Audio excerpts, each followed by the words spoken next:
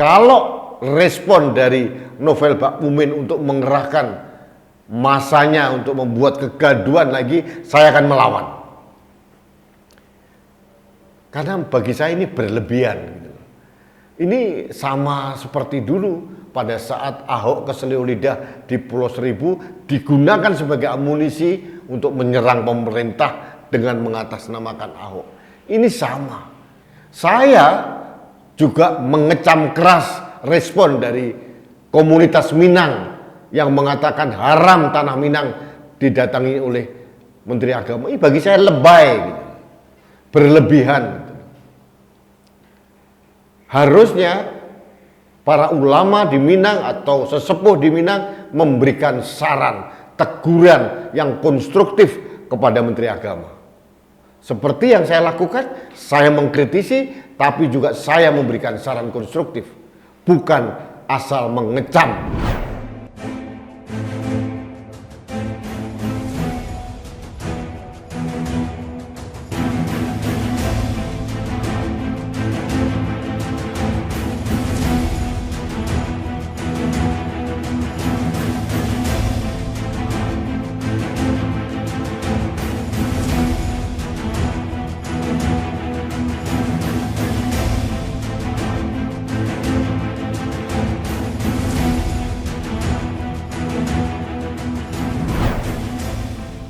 Halo sahabat Indonesia, kita bertemu lagi dalam Opini Rudy.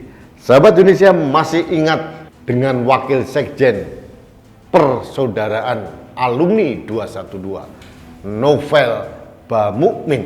Nah, orang yang getol pengen jadi cawapres ini kemarin memanfaatkan isu salah analogi yang dilakukan oleh Menteri Agama Gus Yakut dalam masalah azan dan gonggongan anjing. Novel berencana akan menggerakkan kelompok 212 jilid 2 katanya begitu. Untuk apa?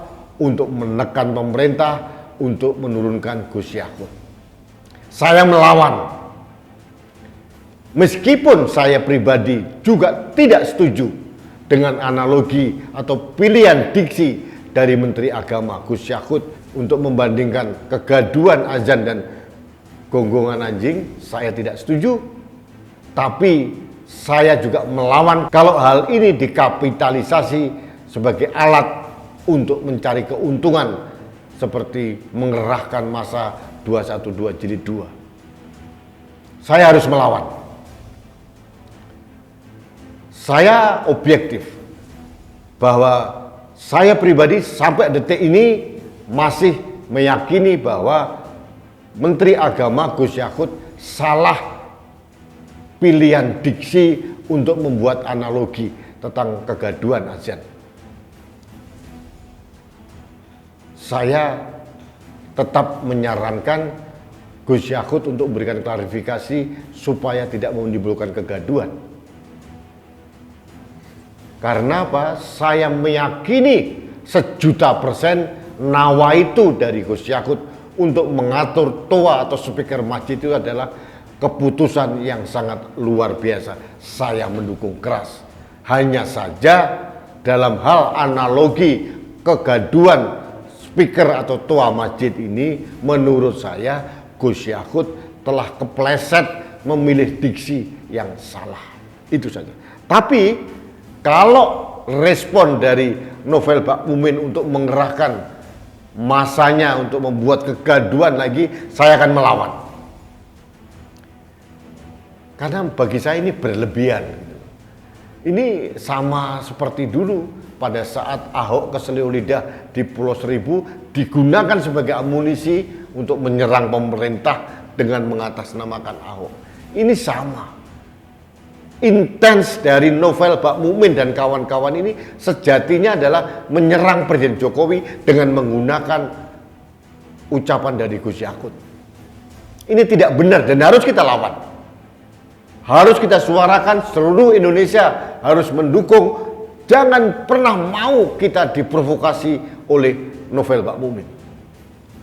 Saya juga mengecam keras respon dari komunitas Minang yang mengatakan haram tanah Minang didatangi oleh Menteri Agama. Ini bagi saya lebay, berlebihan. Harusnya para ulama di Minang atau sesepuh di Minang memberikan saran, teguran yang konstruktif kepada Menteri Agama.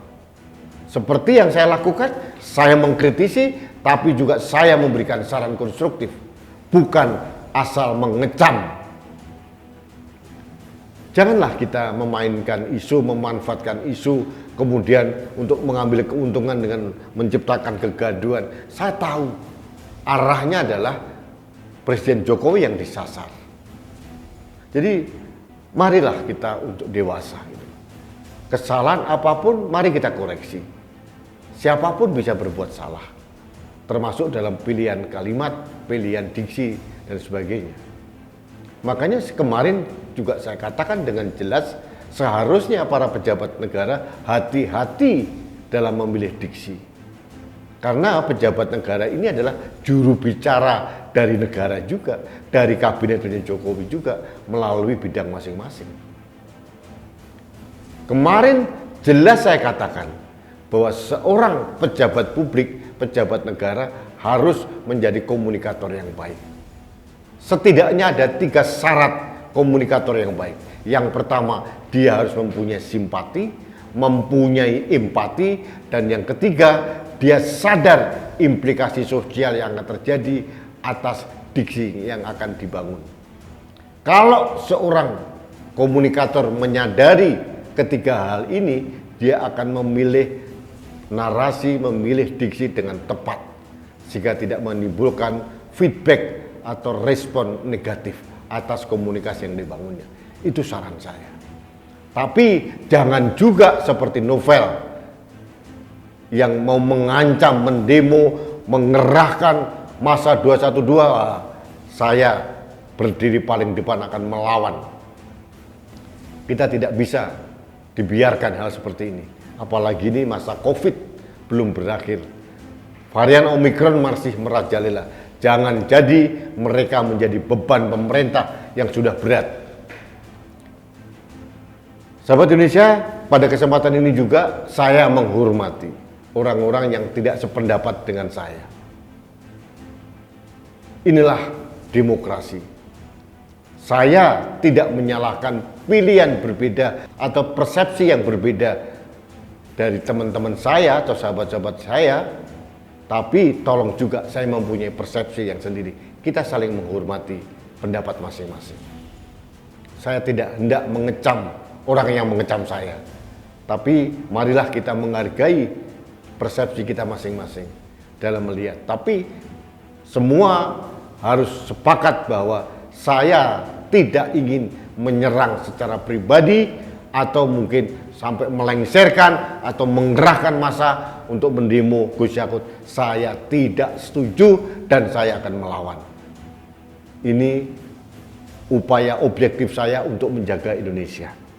Baik, sahabat Indonesia, demikian sikap tegas saya terhadap rencana dari novel Mbak Mukmin untuk mengerahkan massa untuk mendemo Gus Yakut. Saya akan melawan dan saya terus akan bersuara agar hal ini tidak terjadi. Karena menurut saya ini adalah ada agenda tersembunyi dari kelompok-kelompok mereka untuk menimbulkan kegaduhan, dan saya tahu sasaran utamanya adalah menjatuhkan pemerintah yang sah. Untuk itu saya melawan dengan keras. Baik, sahabat Indonesia, demikian sikap saya dalam Opini Rudi. Kita bertemu lagi dalam Opini Rudi selanjutnya. Terima kasih Anda telah mengikuti semua apa yang ingin saya sampaikan. Jangan pernah lupa mengikuti protokol kesehatan. Salah satunya dengan menggunakan masker. Karena masker saya melindungi Anda, masker Anda melindungi saya, masker kita melindungi Indonesia. Salam satu Indonesia, salam budaya Nusantara, salam toleransi, salam sehat Indonesia. Saya Rudi SK.